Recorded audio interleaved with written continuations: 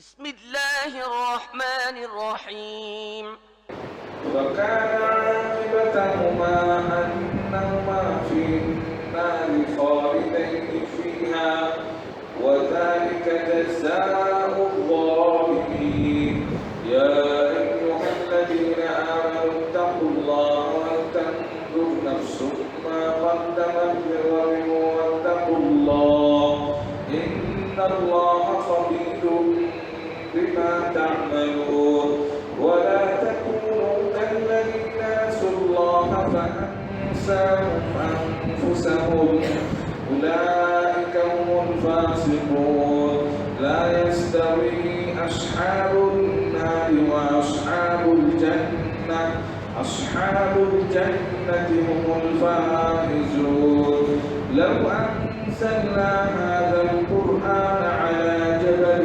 لرأيته خاشعا متصدعا من خشية الله وتلك الأمثال نضربها للناس لعلهم يتفكرون والله الذي لا إله إلا هو عالم الغيب والشهادة هو الرحمن الرحيم هو الله الذي لا إله إلا هو الملك القدوس السلام المؤمن المهيمن العزيز الجبار المتكبر سبحان الله عما يشركون والله الخالق البارئ المصور له الأسماء الحسنى يسبح له ما في السماوات والأرض وهو العزيز الحكيم আপনাদের মাঝে এখন বক্তব্য রাখবেন জনাব মতিউর রহমান মাদানী সাহেব।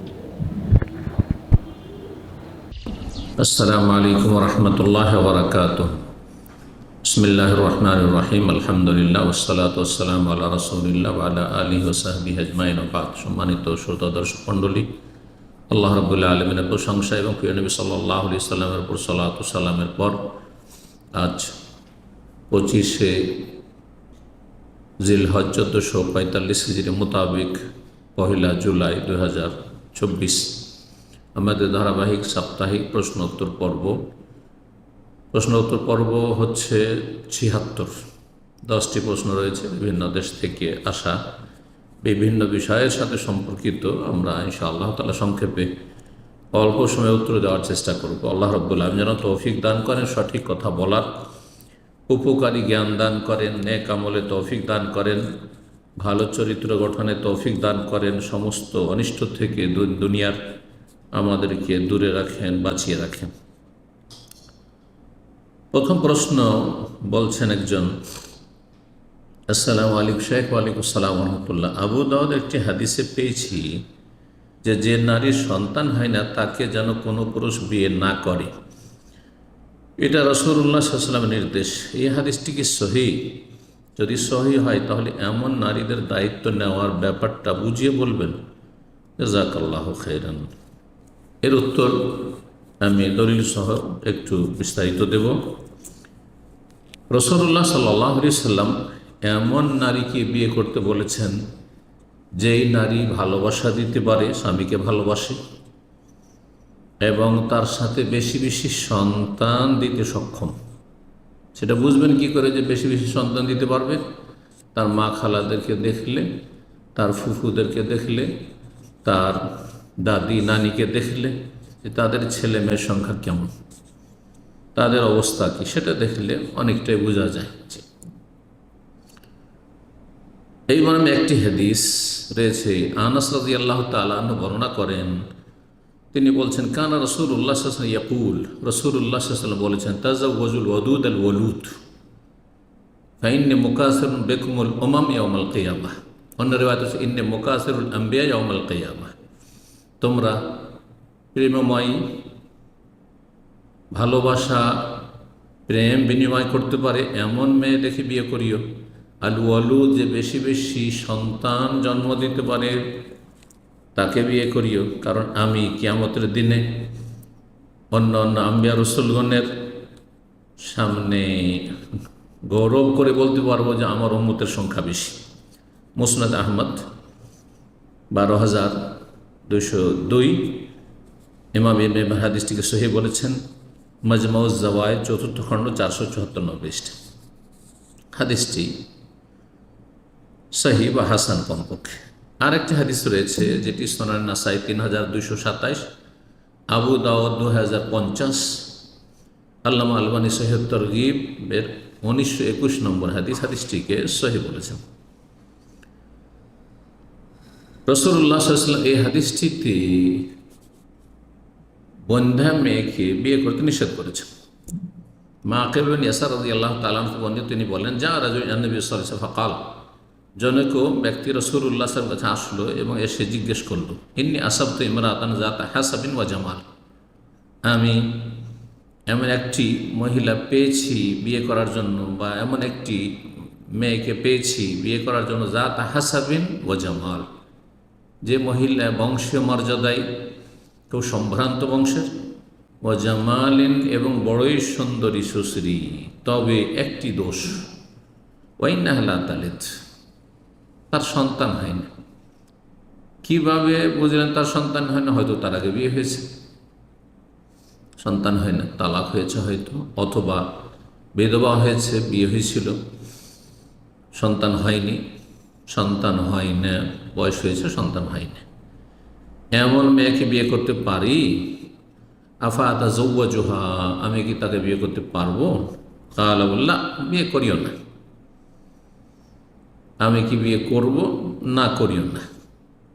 সুম্মা আতাহু সানিয়া ফানাহাহু, দ্বিতীয়বার তিনি আসেন, আবার জিজ্ঞেস করলেন। সুম্মা আতাহু সালিস, তৃতীয়বার আসলেন, ওই ব্যক্তি বললেন, নবী সাল্লাল্লাহু আলাইহি ওয়াসাল্লাম তখন, তাজাওয়াজুল ওয়াদুদ আল ওয়ালুদ ফাইন্নী মুকাসিরুন বিকুমুল উমাম, তোমরা প্রেমময় এবং বেশি বেশি সন্তান দানকারিণী মেয়েকে বিয়ে করিও, কারণ আমি তোমাদেরকে নিয়ে কিয়ামতের দিনে সমস্ত উম্মতের মাঝে গৌরব করতে পারবো, আমার উম্মতের সংখ্যা বেশি। কিন্তু এই যে নিষেধ করেছে রাসূলুল্লাহ সাল্লাল্লাহু আলাইহি ওয়াসাল্লাম এই হাদিসটিতে, এইটা কি হারাম নাহি তাহরিম না তানজিহ? এই ক্ষেত্রে প্রায় সমস্ত ওলামারা বলছেন যে এটি নাহি তাহরিম না, হারাম, নিষিদ্ধ, নাজায়েজ না, বলে এটি তানজিহ, অপছন্দনীয়, বিয়ে করিও না। কারণ বিয়ের একটি মুখ্য উদ্দেশ্য, গুরুত্বপূর্ণ উদ্দেশ্য হচ্ছে প্রজন্ম বাড়ানো। তো তোমার স্ত্রীর বাচ্চাই হবে না, আসল উদ্দেশ্য যে একটি গুরুত্বপূর্ণ, সেটা তো হাসিল হচ্ছে না। এই জন্য ওলামারা বলছেন, ওয়াহাদানি হলে লাইসা লিত তাহরিম, এই নিষেধাজ্ঞা হারাম করার উদ্দেশ্য নয়, ইন্নামা আলা সাবিলিল কারাহা ফাকাত, অপছন্দনীয়তা প্রকাশ করা। ফাকাত যাকারুল উলামা, ওলামারা উল্লেখ করেছে, আন্না ইখতিয়ার আল ওয়ালুদ মুস্তাহাব্বুন ওয়া লাইসা ওয়াজিবান, সমস্ত ওলামারা বলছেন বাচ্চা দিতে পারে এমন মহিলাকে বিয়ে করা এটি মুস্তাহাব, ভালো, সেটি ওয়াজিব নয়, ফরজ নয়। ইমাম ইবনে কুদামা হাম্বলি মাজহাবের প্রখ্যাত ফকিহ, তার প্রসিদ্ধ কিতাব আল মুগনিতে বলছেন, ওয়াস্তাহাব আন তাকুনা মিন নিসা, মুস্তাহাব, উত্তম হচ্ছে এমন মহিলার দেখে বিয়ে করবে, ইউরাফনা বিকাসরাতিল ওয়ালাদা, যাদের সম্পর্কে জানা রয়েছে যে তারা বেশি বাচ্চা দিতে পারে, এমন বংশে বিয়ে করবে। এবং তারপরে বলছেন ইমাম মানবী রাহিমাহুল্লাহ, ফাইজুল কাদির 6ষ্ঠ খণ্ড, এতে বলছেন, তাজাওয়ুজু গায়রিল ওয়ালুদ মাকরুহুন তানজিহান, যেই মহিলার বাচ্চা হয় না বা সন্তান দিতে পারে না, তাকে বিয়ে করা হচ্ছে মাকরুহ তানজিহ, মানে অপছন্দনীয়, অনুত্তম, উত্তমের পরিপন্থী। যেমন মহিলা যদি সন্তান না দিতে পারে, সেই ক্ষেত্রে মাসলা হয়ে গেল। এখন এর বিপরীতটা নেন, কোনো মহিলা কি এমন পুরুষকে বিয়ে করতে পারে যে বন্ধা, যে সন্তান দিতে পারেন না, যার ছেলে মেয়ে হয় না, জানা আছে তার ছেলে মেয়ে হয়নি, বিয়ে করেছে একাধিকবার কিন্তু ছেলে মেয়ে হয়নি, আজকাল তো চিকিৎসার মাধ্যমে বোঝা যাচ্ছে। বলছে সেটাও জায়েজ, যদি কোনো মেয়ে চায় যে আমি বিয়ে করব, যদিও তার বাচ্চা না হোক, বা তার সাথে সংসার করো, যদিও তার বাচ্চা না হোক, বলছেন কাজে ইয়াজুজুল মারআতি, মহিলাদের জন্য জায়েজ আন তাতাজাওয়াজ মিনার রাজুলিল আকিম, বন্দা মাঝা পুরুষকে বিয়ে করতে পারবে। কাযালিকা ইয়াজুজুল রাজুল, যেমন মহিলার জন্য জায়েজ সে বিয়ে করতে পারবে যেই পুরুষের সন্তান হবে না তাকে। কাযালিকা ইয়াজুজুল রাজুল ইয়াতাজাওয়াজ মিনাল মারআতিল আকিম, এইরকমই পুরুষও বিয়ে করতে পারে এমন মেয়ে দেখে যার বাচ্চা হবে না, জায়েজ কিন্তু অনুত্তম। ইমাম হাফিজ ইবনে হাজার ফাথুল বারিতে বলছেন আম্মা মাল্লা ইউনসিলু ওয়ালা আরাবা লাহু ফিন নিসা, এমন পুরুষ যার প্রজন্ম হবে না, বাচ্চা হবে না, ওয়ালা আরাবা লাহু ফিন নিসা, এমন কি স্ত্রীর দিকে তার কোনো চাহিদা নেই, শারীরিক চাহিদাই নেই, ওয়ালা ফিল ইস্তিমতা, তার এই স্ত্রী সম্ভোগের কোনো, তার শরীরে কোনো রকমের উত্তেজনা নেই, ফাহাযা মুবাহুন ফি হাক্কিহি নিকাহ, বিয়ে করা তার জন্য জায়েজ কিন্তু প্রতারণা করে নয়, গোপন করে নয়। ইযা আলিমাতিল মারআতু বিযালিক, কোনো মেয়ে যদি জানতে পারে যে এই পুরুষ এমনি পুরুষ কিন্তু তার পুরুষত্ব নেই, বাচ্চা হবে না, আর সে জানার পরেও যদি ওয়ারাদিয়াত, জানলো তারপরে তাতে সম্মতি প্রকাশ করলো, তো জায়েজ রয়েছে। এই ছিল বিস্তারিত সম্পর্কে আলোচনা। দ্বিতীয় প্রশ্ন বলছেন, আসসালামু আলাইকুম শেখ। ওয়ালাইকুম আসসালাম রাহমাতুল্লাহ। একজন ভাই ডিভোর্সি, কথাটি যেন উল্টা মনে হচ্ছে। তিনি আমেরিকা থাকেন, ওনার 3 বাচ্চাদের বয়স 9, 8 এবং 5 বছর। বাচ্চার মা দিনদার নয়, এমতো অবস্থায় ওনার বাচ্চাদের দিন শেখানোর জন্য উনি কতদিন আমেরিকা থাকতে পারবেন? আশ্চর্য প্রশ্ন। দিন শিখানোর জন্য আমেরিকায় থাকবে, কাফের দেশে, এটা আবার কোন যৌক্তিক কথা? দিন শিখবে ইসলামিক দেশে, মুসলিম দেশে, দিন শিখবে 1 নম্বরে সৌদি আরবে, তারপর অন্যান্য মুসলিম দেশ, এমন মুসলিম দেশ যেসব দেশে দিন শিক্ষার প্রসার রয়েছে, দিনী ইসলামিক প্রতিষ্ঠান রয়েছে ভালো কোরআন সুন্নাহ ভিত্তিক, সেসব দেশে ইসলাম শিখবে, দিন শিখবে। আর দিন শিখবে প্রতিকূল পরিবেশে, কাফের সমাজে, এটা ভিত্তিহীন কথা, অযৌক্তিক কথা। জি, বরং তার ছেলে মেয়েদেরকে এই সমস্ত অশ্লীলতার ফিতনা থেকে রক্ষা করার জন্য এবং দিন শেখার জন্য মুসলিম সমাজে দ্রুত ফিরে আসবে, আল্লাহ রাব্বুল তৌফিক দান করে।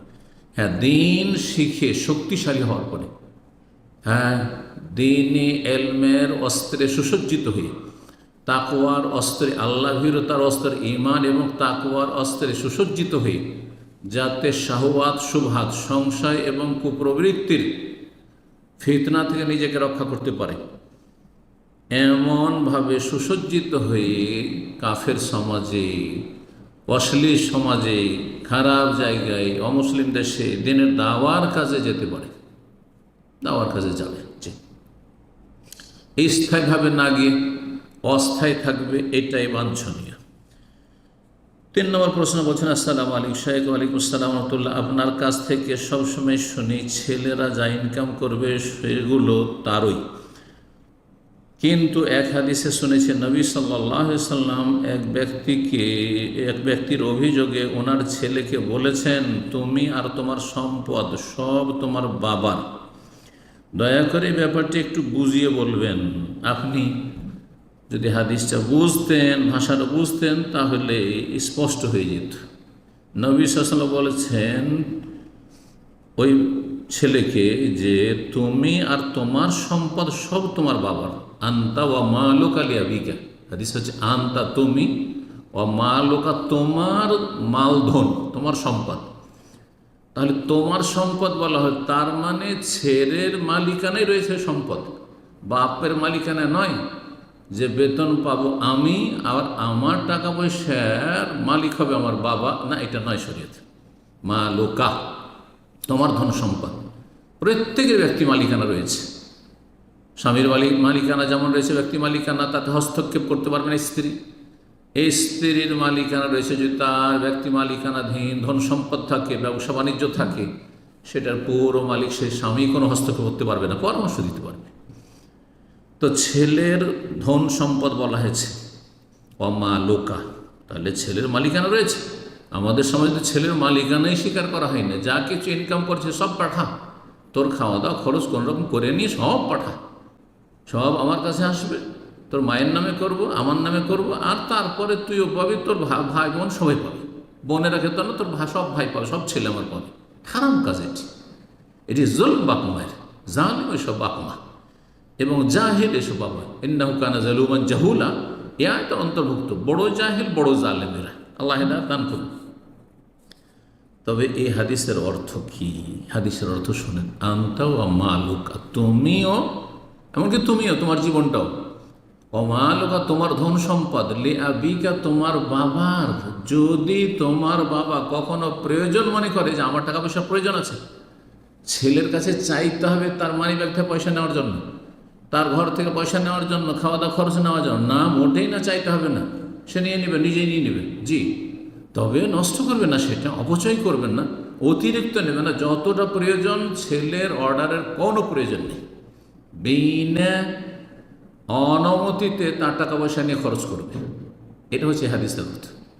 যা কিছু প্রয়োজন, চিকিৎসার প্রয়োজন, খাওয়া দাওয়ার প্রয়োজন, বস্ত্রের প্রয়োজন, বিভিন্ন যে প্রয়োজন রয়েছে মানুষের, সেগুলি প্রয়োজন মেটার জন্য, জমি জায়গা কেনার জন্য নয়, হ্যাঁ, মানুষের চলাফেরার জন্য যেসব প্রয়োজন রয়েছে, এর জন্য তুমি এবং তোমার ধন সম্পদগুলি তোমার বাবা নিতে পারবে। পক্ষান্তর অন্যের ক্ষেত্রে আমি আপনাদের ধন সম্পদ থেকে টাকা পয়সা মানিব্যাগ থেকে নেব, বিনা অনুমতিতে একটা পয়সা নেওয়া জায়েজ না। এক ভাই আর এক ভাই টাকা পয়সা নিয়ে বিনা অনুমতিতে মানিব্যাগে হাত দেওয়াই জায়েজ নাই। এই স্ত্রী স্বামীর টাকা পয়সা নেবে, বিনা অনুমতিতে স্বামীর টাকা পয়সা নেওয়া জায়েজ নাই। জি, যদি কমন একটা পারমিশন থাকে সেটা ভিন্ন বিষয়, যে সামান্য কিছু নেওয়ার পারমিশন রয়েছে সেটা অন্য কথা। জি, আশা করি বুঝতে পেরেছেন বিষয়টি। 4 নম্বর প্রশ্ন হচ্ছে, আসসালামু আলাইকুম প্রিয় শেখ। ওয়ালাইকুম আসসালাম ওয়া রাহমাতুল্লাহ। মানুষ সুস্থ থাকতে যে ইবাদত করে, অসুস্থ অবস্থায় সেটা করতে না পারলেও বহাল থাকে। জি, এটি হাদিস দ্বারা প্রমাণিত, সহিহ বুখারী হাদিস। এযা মারিজাল আবদু ওয়া সাফার, বান্দা যখন অসুস্থ হয়ে যায় অথবা সফরে চলে যায়, আর যার ফলে বেশ কিছু সুন্নত নফল আমলগুলি করতে পারল না, কুতিবা লাহু মা কানা ইয়ামালুহু সাহিহাম মুকিমা, সুস্থ অবস্থায় মৌখিক অবস্থায় যে সমস্ত আমলগুলি, তাহাজ্জুদ পড়তো, সোমবার বৃহস্পতি রোজা রাখতো, মাসে 3টে রাখতো ইত্যাদি, তো এই আমলগুলি তার লেখা হবে, এই আমলগুলি তার লেখা হবে। জি, এছাড়াও আরও হাদিস রয়েছে এই মর্মে। জি, ওজরের কারণে যদি করতে না পারে। তারপরে বলছেন, তাহলে মহিলাদের পিরিয়ডের সময় ও কি পবিত্রতার সময়ের এবাদতের নেকি চলতে থাকে? এই বিষয়টিতে দুটো মত রয়েছে, ওলামাদের দেখা যায়। এই বিষয়টি একটু বিস্তারিত বলি। ওলামাদের উক্তি উল্লেখ করে, মহিলাদের মাসিক অবস্থায় যে 1 সপ্তাহ 10 দিন বা 5 দিন সালাত আদায় করতে পারল না, জি, একদিনে 5 ওয়াক্ত সালাত তার চলে গেল, ফরজ সুন্নত সব, এমনি জিকির আজকার সব করবে, কিন্তু সালাত আদায় করতে পারবে না। তো এই সময়ের সালাতের নেকিগুলো কি পাবে? কিছু ওলামায়ে কেরাম বলছেন হ্যাঁ পাবে।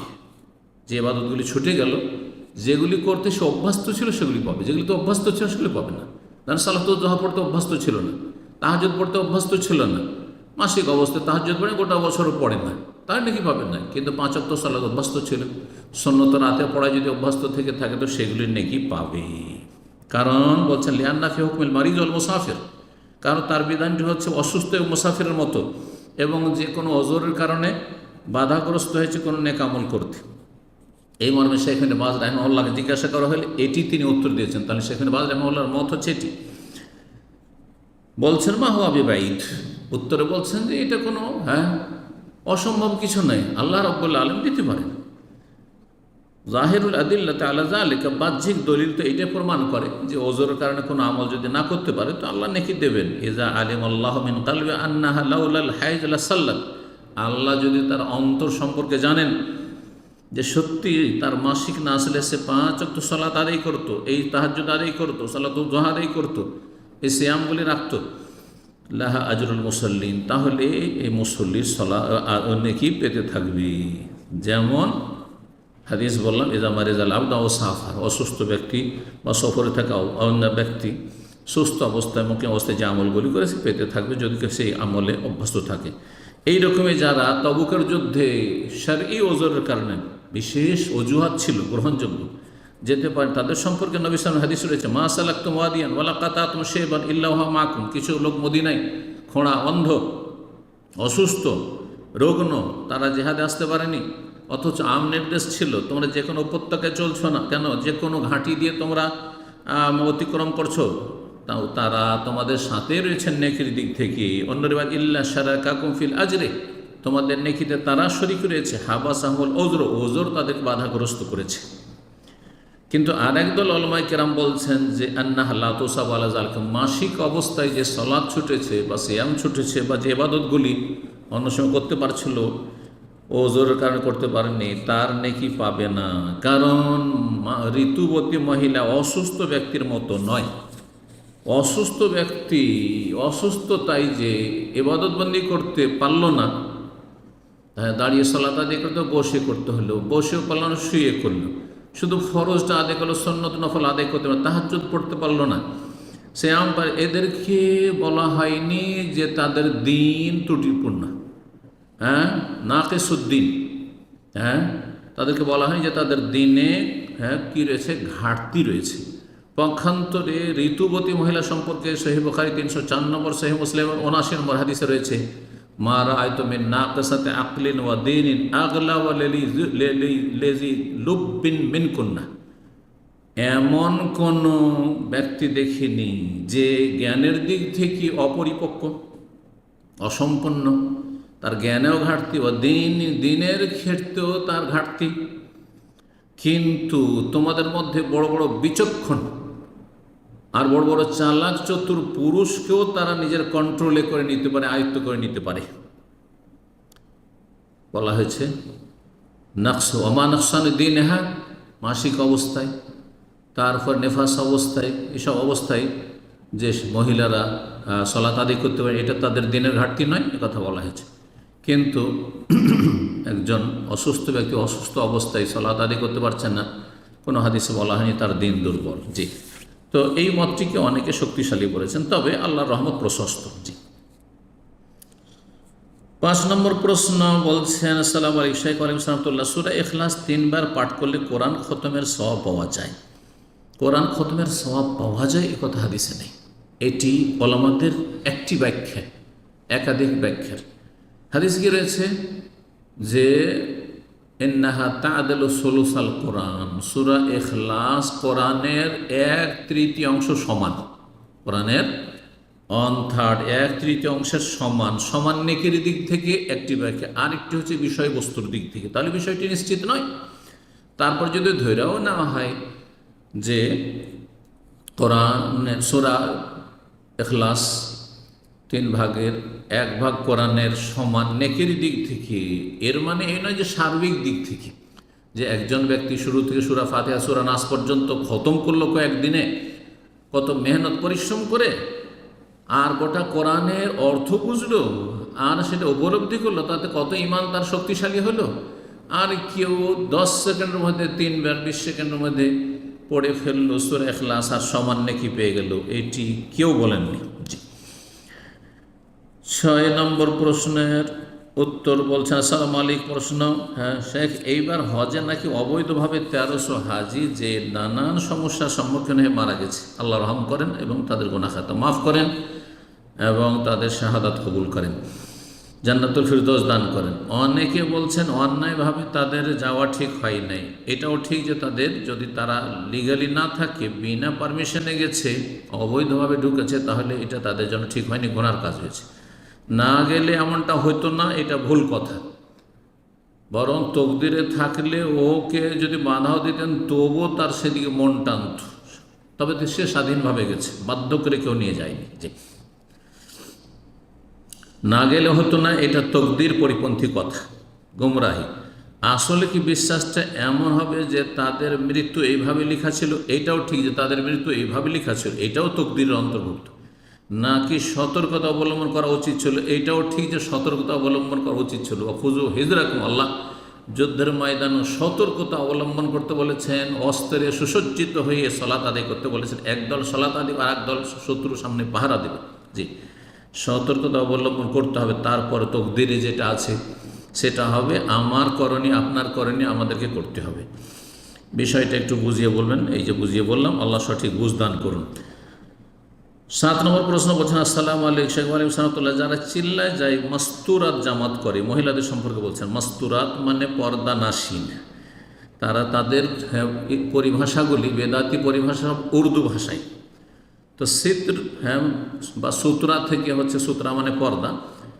তো এখান থেকে মাস্তুরাত যেসব মানুষকে পর্দায় থাকতে বলা হয়েছে, মানে মহিলা মানুষকে পর্দায় থাকতে বলা হয়েছে, তাদের জামাত নিয়ে যায়, মহিলাদের জামাত বের করে। এইটাও একটা বেদাতি কাজ এবং তাতে অনেক অন্যায় অঘটন ঘটে থাকে।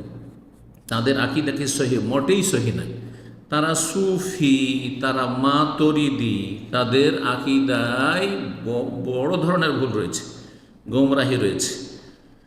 সমস্ত সুফি তরিকত, যতগুলি পীর মুরিদি তরিকত রয়েছে এবং তরিকতের যেগুলো বিভ্রান্তি রয়েছে, তাদের মধ্যে তাদের আকাবের বুজুর্গানদের মধ্যে বিদ্যমান রয়েছে। জি, বরং তাদের কিতাব ফাজাইল আমল শিরকিয়াত, ফাজাইলে দুরুদে, ফাজাইলে হজে শিরকিয়াতও রয়েছে। তাদের সাথে আত্মীয়তা করা ঠিক হবে না? ঠিক নয়। আপনি যদি আগুন থেকে বাঁচতে চান, বিদাত থেকে বাঁচতে চান এবং বিদাতিদের অনিষ্ট থেকে বাঁচতে চান, তাহলে তাদের সাথে আত্মীয়তা করবেন না। বিশেষ করে মেয়ে তাদের ঘরে তো দিবেনই না, কারণ মেয়েরা ছেলেদের কাছে দুর্বল। সুতরাং সেখানে গিয়ে দুর্বল হয়ে আপনার মেয়ে জাহান্নামের রাস্তা, বেদাতের রাস্তা নিয়ে নিতে পারে। সতর্ক, সাবধান। তবে তাদের মেয়েকে নিয়ে আসার পরে যদি সংশোধন করে নিতে পারেন, তাহলে বড় একটা নেকির ওসিলা হইল। আল্লাহ তৌফিক দান করে এবং তাদেরকে গোড়ামি থেকে মুক্ত হয়ে, শিরক বিদআত থেকে মুক্ত হয়ে সহিহ সুন্নাহ মোতাবেক জীবনযাপনে তৌফিক দান করেন এবং কোরআন সুন্নাহ ভিত্তিক তবলিগ, রাসূলের তবলিগ করা তৌফিক দান করে, ইলিয়াসি তবলিগ বাদ দিয়ে। এটি হচ্ছে ইলিয়াসি তবলিগ, যার বয়স 80-90 বছর। পক্ষান্তর ইসলামী তবলিগ হচ্ছে 1400 বছর আগে রাসূলুল্লাহ সাল্লাল্লাহু আলাইহি ওয়াসাল্লামের তবলিগ। আল্লাহ রাব্বুল আলামিন বলেছেন, বাল্লিগ মা উনজিলা ইলাইকা মির রাব্বিক, রবের পক্ষ থেকে যা নাযিল তার তবলিগ করো। জি, রবের পক্ষ থেকে নাযিল হচ্ছে কোরআন এবং সুন্নাহ। সুতরাং কোরআন এবং সুন্নাহ, তাদেরকে বলেন যে সহিহ বুখারীর দর্স দিতে হবে। আপনার এই ফাজাইলের দর্স দিয়েন না, এই মুনতাখাব হাদিসের দর্স দিয়েন না, বুখারী দর্স দেন। তাদেরকে বলেন যে দর্সে কোরআন দেন, কোরআনে একটি করে আয়াতে তাফসীর করেন। তাদের উজু নষ্ট হয়ে যাবে। আল্লাহ হিদায়াত দান করুন। তো 8 নম্বর প্রশ্ন বলছেন, আসসালামু আলাইকুম ভাই। ওয়ালাইকুম আসসালাম ওয়া রাহমাতুল্লাহ। জি, আলহামদুলিল্লাহ। বলছেন যে কেমন আছেন? আলহামদুলিল্লাহ, আল্লাহ ভালো রাখুন। তারপরে বলছেন, আমি জানতে চাচ্ছিলাম যে আজান আর একামতের মাঝে যদি 2 হাত তুলে দোয়া করি মাঝে মাঝে, তাহলে কি এটা বেদাত হবে? মাঝে মাঝে করলে বেদাত হবে না। আজান একামতের মাঝখানে নবী সাল্লাল্লাহু আলাইহি ওয়াসাল্লাম, সাহাবায়ে কেরাম দোয়া করেছেন কিনা তাও প্রমাণ নেই হাত তুলে, তবে দোয়া কবুল হয়। আর দোয়ার একটি আদব হচ্ছে, ভালো উত্তম কাজ হচ্ছে হাত তুলে দোয়া করা, কিবলামুখী হয়ে দোয়া করা। সুতরাং কিবলামুখী হয়ে হাত তুলে মাঝে মাঝে দোয়া করেন। সবসময় পাবন্দির সাথে করবেন না, নিয়ম বানিয়ে নেবেন না, কারণ এই ক্ষেত্রগুলি নবী সাল্লাল্লাহু আলাইহি ওয়াসাল্লাম, সাহাবায়ে কেরাম এসেছে, তাদের জীবনে এসেছে, কিন্তু তারা এইরকমটা করেছেন এমনটা প্রমাণিত নয়। মাঝে মাঝে হাত উঠে দোয়া করবেন, মাঝে মাঝে এমনি দোয়া করবেন। 9 নম্বর প্রশ্ন বলছেন, আসসালামু আলাইকুম শেখ ওয়ালাইকুম সালামতুল্লাহ, জানতে চাচ্ছি দাড়ি সাদা রাখা ভালো নাকি কালো রং ছাড়া অন্য কোনো রং বা মেহেদি লাগিয়ে রাখা ভালো? সাদা রাখার চাইতে যদি দাড়ি পেকে যায়, পুরুষ হোক আর নারী হোক, বা চুল পেকে যায়, তাহলে সেটাকে পরিবর্তন করা মুস্তাহাব, ওয়াজিব নয়। আমি বিস্তারিত ইনশাআল্লাহ তাআলা এর জবাব দেব। কোনটা উত্তম দয়া করে জানাবেন। এই সম্পর্কে আমি একটু বিস্তারিত আলোচনা করি। আলেমরা বলেছেন যে হুকমত ঈদ ইশাই বিল হেন্নায় ওয়াস সাওয়াত, সাদা চুল দাড়িকে কি করা? রঙানো হেন্না, মেহেদি দিয়ে অথবা কালো দিয়ে জায়েজ কিনা, আর মেহেদি দিয়ে করাটা কেমন, আর এর মাঝামাঝিটাও কেমন? বলছেন এই মর্মে ইত্তাফাকাল ফুকাহা, সমস্ত ফুকাহে কেরাম একমত এই বিষয়ে, আন্না তাগয়ীর আশ-শাইব বিল হিন্নায় ওয়া নাহওয়িহি মুস্তাহাবুন লির-রাজুলি ওয়াল মারআ, পুরুষ হোক আর নারী হোক, যদি চুল দাড়ি পেকে যায় তাহলে তা রঙিয়ে নেওয়া মেহেদি দিয়ে অথবা এই ধরনের কোনো কিছু দিয়ে, এটি মুস্তাহাব। মুস্তাহাব মানে করলে ভালো, না করলে কোনো গুনাহ নেই। করাটাই উত্তম, পরিবর্তন করে রঙিয়ে নেওয়াটাই হচ্ছে উত্তম, কিন্তু ওয়াজিব নয়।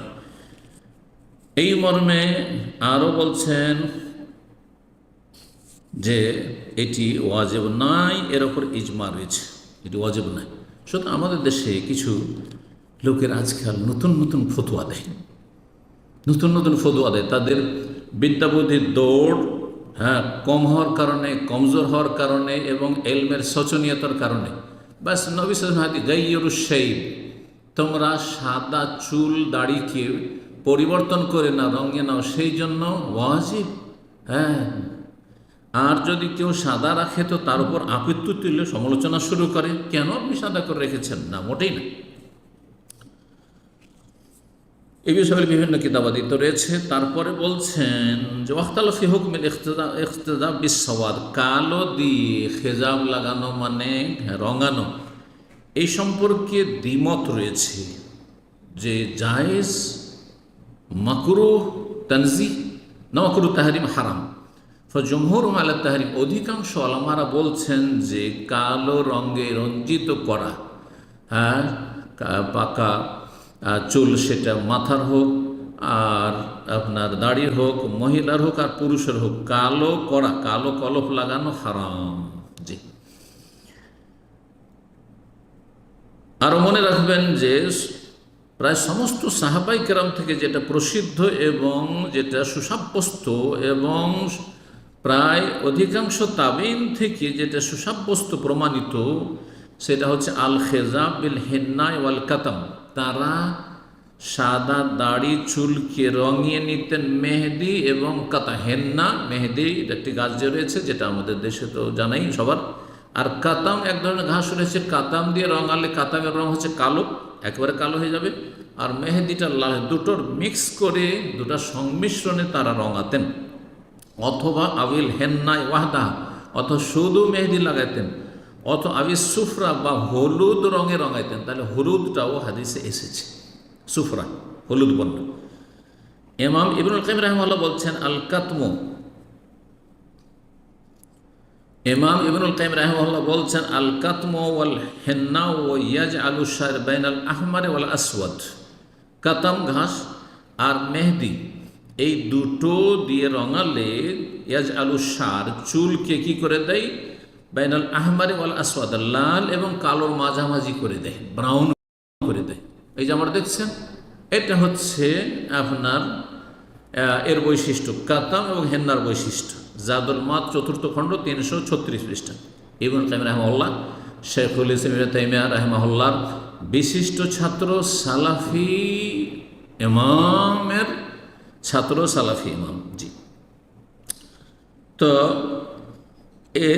এই কথাটি তিনি বলছেন। তারপরে বলছেন যে সাহাবাই কেরামদের মধ্যে যারা এই দুটো সংমিশ্রণে খেজাব লাগাতেন, দাড়ি রঙাতেন, অমিম্মান যা আনহুল খেজাব বিল হেন্না ওয়াল কাতাম, মেহেদি এবং কাতাম, মেহেদিতে লাল হয় আর কাতামে কালো, দুটোর সংমিশ্রণে যেসব সাহাবাই কেরামগণ খেজাব লাগাতেন মানে দাড়ি রঙাতেন, চুল রঙাতেন, তাদের অন্যতম হচ্ছেন আবু বকর সিদ্দিক রাদিয়াল্লাহু তাআলা। সহিহ বুখারীতে রয়েছে 3920, সহিহ মুসলিমে 2341। এইরকমই ওমর রাদিয়াল্লাহু তাআলা এই আমলটি করতেন, যেমন সহিহ মুসলিমে 2341 নম্বর হাদিসে রয়েছে। তারপরে কিছু কিছু সাহাবাই কেরাম থেকে কিছু রেওয়ায়াত বর্ণিত হয়েছে যে তারা কেউ কেউ কালো খেজাব লাগাতেন, মানে কালো রঙে রঙাইতেন। এই উমরে যে বর্ণনা করা হয়েছে ওমর রাদিয়াল্লাহু তাআলা থেকে, তার সনদ সহিহ নয়, দুর্বল। এই হাদিসগুলি প্রায় সব দুর্বল হাদিস, আর এই সম্পর্কে বিস্তারিত বেশি বললাম না। ওসমান রাদিয়াল্লাহু তাআলা কি করতেন? ওসমান রাদিয়াল্লাহু তাআলাকে সহিহ সূত্রে প্রমাণিত যে তিনি হলুদ রং দিয়ে রঞ্জিত করতেন সাদা দাড়ি চুলকে। মুস্তান্নাফ ইবনে শাইবা 8ম খণ্ড 252-তে একটি হাদিস রয়েছে যে ওসমান রাদিয়াল্লাহু তাআলাকে দেখলেন আব্দুর রহমান বিন সাদ বলছেন মুসাফফিরান লাহিয়াতাহু, তার দাড়িকে তিনি হলুদ বর্ণ করে রেখেছেন, হলুদ রঙে রঞ্জিত করে রেখেছেন। হাদিসের সনদ সহিহ। তাহলে উসমান রাদিয়াল্লাহু তাআলা হলুদ রঙে রঞ্জিত করতেন। ইমাম ইবনুল কাইয়িম রাহিমাহুল্লাহ বলছেন ওয়াম্মাল খেজাব বিসসাওয়াদ, কালো রঙের খেজাব ব্যবহার করা মানে কালো করা দাড়ি চুলকে, পাকা দাড়ি চুলকে মহিলা বা পুরুষের জন্য, ফাকারিয়াহু জামাআত মিন আহলিল ইলম, একদল উলামায়ে কেরামগণ এইটিকে মাকরুহ বলেছেন, মাকরুহ তাহরিম, ওয়া হুয়া সওয়াব বিলা রাইব, এটি নিঃসন্দেহে সহিহ, নিঃসন্দেহে এই কথাটি ঠিক। আর এ সম্পর্কে বিস্তারিত আলোচনা হলো। ইমাম আহমদ রাহিমাহুল্লাহকে জিজ্ঞাসা করা হয় এই মর্মে যে কালো রঙের খেজাব লাগানো বা কালো রং দিয়ে দাড়ি চুল, সাদা দাড়ি চুলকে রঙানো এই সম্পর্কে, তখন তিনি বললেন তুকরাহুল খেজাব বিসওয়াদ, কালো রঙের খেজাব লাগানো মাকরুহ। আর আইম্মায়ে কেরামগণ যখন শুধু মাকরুহ বলতেন, মাকরুহ তাহরিম হইতো, মানে নিষিদ্ধ। একথা তাকে জিজ্ঞাসা করা যখন হইল তখন বলে ই ওয়াল্লাহ, তিনি বলেন ই ওয়াল্লাহ, হ্যাঁ। তাকে জিজ্ঞাসাকারী বলল তুকরাহুল খেজাব বিসওয়াদ, কালো রঙের খেজাব করা কি মাকরুহ, মানে মাকরুহ তাহরিম। তখন তিনি শপথ করে বলেছেন এই মাসলা, ই ওয়াল্লাহ, কসম করে বলছি আল্লাহর, যে হ্যাঁ এটি নিষিদ্ধ, মাকরুহ তাহরিম। ওয়াহাযিহিল মাসআলা মিনাল মাসাইল আল্লাতী হালাফা আলাইহা, এটি এমন একটি গুরুত্বপূর্ণ মাসলা যে মাসলায় ইমাম আহমদ রাহিমাহুল্লাহ, ইমাম আহলুস সুন্নাত ওয়াল জামাআহ, তিনি কসম করে বলেছেন ওয়ালিআন্নাহু ইয়াতাদাম্মানু তালবিস, আর এতে প্রতারণা করা। কেউ যদি সাদা দাড়ি চুল হওয়ার পরে কালো করে তাহলে ধোঁকা দিল, বিয়ে করতে যাচ্ছে আর কালো করে ধোঁকা দিল। তাহলে কোনো মেয়ের সাদা হয়ে গেছে, কোনো ছেলের সাদা হয়ে গেছে, আর তারপরে সে কালো করে যাচ্ছে একবারে যুবক সেজে, এটা প্রতারণা। মান গাশশানা ফালাইসা, তারা ধোঁকাবাজি করবে, তারা আমাদের দলভুক্ত না, নবী সাল্লাল্লাহু আলাইহি ওয়াসাল্লাম বলেছেন। কেউ কেউ ছাড় দিয়েছেন, মানে অপছন্দের মাকরুহ তানজিহ বলেছেন। কারা তারা? বলছেন মিনহুম আসহাবু আবি হানিফা রাখাসা ফি আখারুন, কালো রঙের খেজাবে ছাড় দিয়েছেন কারা? আবু হানিফা রাহিমাহুল্লাহর ছাত্ররা, অর্থাৎ ইমাম আবু ইউসুফ এবং ইমাম মুহাম্মদ, তাদের থেকে এইরকম কথা বর্ণিত হয়েছে। আর এই মর্মে হাসান হোসেন, সাদ বিন আবি ওয়াক্কাস, আব্দুল্লাহ বিন জাফর, উবা বিন আমের, এদের থেকে যে রিওয়ায়াতগুলি রয়েছে তাঁরা কালো করতেন, এই সনদগুলি সাব্যস্ত নাই। অফি সবুতিহি আনহুম নাজরুন, এতে আপত্তি রয়েছে, এগুলো অথেন্টিক নয়, জি অথেন্টিক নয়। তারপরে বলছেন ইমাম ইবনে কাইয়্যিম, ওয়ালাউ সাবাতা, যদি প্রমাণিত হয়ে যায় যে হাসান হোসেন এমনটা করতেন, ফালা কাওলা লি আহাদিন মা রাসূলিল্লাহ সাল্লাল্লাহু আলাইহি ওয়া সুন্নাতুহু আহাক্কু বিল ইত্তিবা, রাসূলুল্লাহ সাল্লাল্লাহু আলাইহি কথার সামনে আর কারো কথার কোনো মূল্য নেই যদি সাংঘর্ষিক হয়। নবী সাল্লাল্লাহু আলাইহি ওয়াসাল্লামের সুন্নতের অনুসরণ করা বেশি হক রাখে। একদিকে রাসূলুল্লাহ সাল্লাল্লাহু আলাইহি ওয়াসাল্লাম, আরেকদিকে অন্য কেউ, কার সাথে হবেন আপনি? অবশ্যই আপনাকে রাসূলুল্লাহ সাল্লাল্লাহু আলাইহি ওয়াসাল্লামের জামাতে হইতে হবে, তার সুন্নাহর অনুসারী হইতে হবে। ওয়ালাউ খালাফা মান খালাফা, যে কেউ বিরোধিতা করবে। তাহজিবুস সুনান 2য় খণ্ড 284 পৃষ্ঠা। নবী সাল্লাল্লাহু আলাইহি ওয়াসাল্লাম জানলে বহু সওয়াল, আবু বকর সিদ্দিক রাদিয়াল্লাহু তাআলা, তার বাবার সাদা চুল দাড়ি যে হয়ে গেছিল, রঙে গাইয়েরুস শেব, সাদা চুলকে পরিবর্তন করে রঙিয়ে নাও তোমার বাবার, আর কালো থেকে দূরে রাখো, কালো থেকে বাঁচিয়ে রাখো। আর একটি হাদিসেও শাস্তির কথা রয়েছে। সুতরাং কালো করা সাদা দাড়ি চুলকে পুরুষের জন্যও জায়েজ নয়, নারীর জন্যও জায়েজ নয়। কেউ কেউ জিহাদের ময়দানে জায়েজ করেছেন, সেটাও ফুকাহাদের ইজতিহাদি মত। আল্লাহু তাআলা আ'লাম। সাল্লাল্লাহু আলাইহি ওয়াসাল্লাম নবিয়ানা। আর একটু প্রশ্ন থেকে গেছে, দুঃখিত, সেই প্রশ্নটি সেরে নিই সংক্ষিপ্ত। 10 নম্বর প্রশ্ন বলছে, আসসালামু আলাইকুম শাইখ। ওয়ালাইকুম আসসালাম। আমাদের মসজিদের ইমাম বলছে ফজরের আগে 2 রাকাত সালাত বেশি সময় করে পড়া চলবে না। কথাটি ঠিকই বলেছেন, হালকা সালাত পড়তে হবে, তাড়াতাড়ি পড়ে নিতে হবে।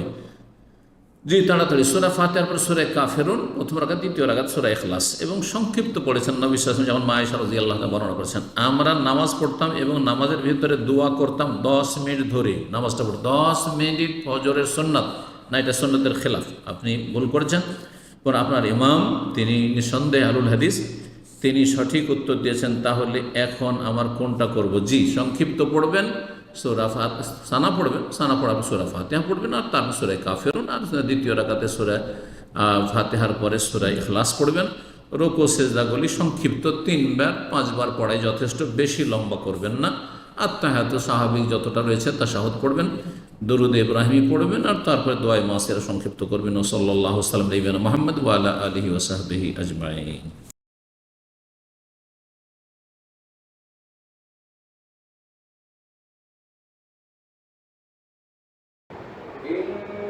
المسلمين والمسلمات والمؤمنين والمؤمنات والقانتين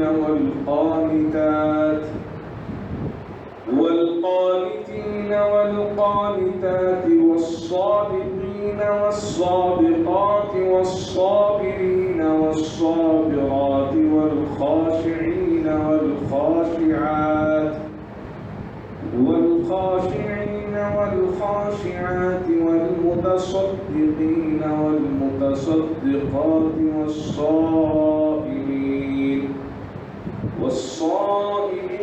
والصائمات والحافظين فروجهم والحافظات والذاكرين الله كثيرا والذاكرات أعد الله لهم مغفرة وأجرا عظيما.